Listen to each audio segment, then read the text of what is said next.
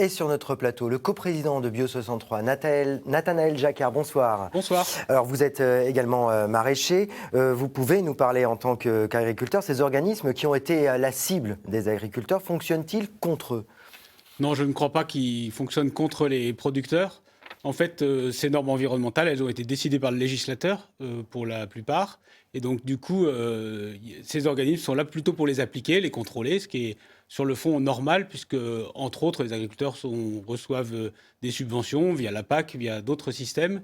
Et donc, c'est normal qu'on puisse respecter les lois qui ont été votées par le législateur.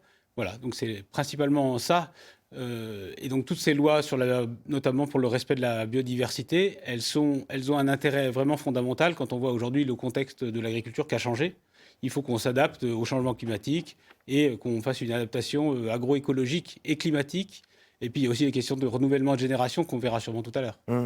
François Bayrou a prévu de rencontrer les syndicats agricoles la semaine prochaine. Des agriculteurs vont encore manifester demain. Est-ce que l'action d'aujourd'hui se voulait un peu pédagogique?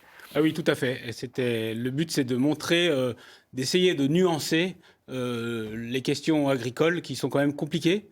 Dans le respect des normes environnementales, pour nous, elles sont très importantes parce que le but, c'est de respecter la biodiversité.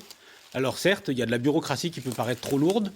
Et là, on peut sûrement faire des efforts et voir avec le législateur comment on peut simplifier certaines démarches administratives, entre autres. Mais ça ne veut pas dire supprimer des normes environnementales qui sont nécessaires pour que, en fait, tout simplement, nos enfants, petits-enfants, puissent vivre sur cette planète normalement, sans avoir une eau polluée, des sols pollués et une biodiversité qui soit encore vivante, comme on l'a vu à l'instant sur les questions des saumons. Les agriculteurs et ceux qui défendent le bio doivent marcher main dans la main, c'est ça?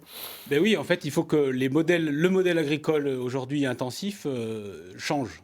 C'est simple, le contexte a changé, les enjeux ont changé, donc du coup, il faut que ce modèle agricole fasse une transition agroécologique. Et donc le modèle agricole biologique, et lui, montre un peu la voie. Alors, ce ne sera forcément pas la seule voie, mais c'est une voie. Comment elle se porte, cette filière bio, en ce moment? Aujourd'hui, la filière bio, elle va plutôt mieux qu'il y a un an ou deux. Donc, on a eu une période de crise, donc surtout sur certaines productions, peut-être le porc essentiellement. Aujourd'hui, c'est plutôt les céréales qui sont en difficulté.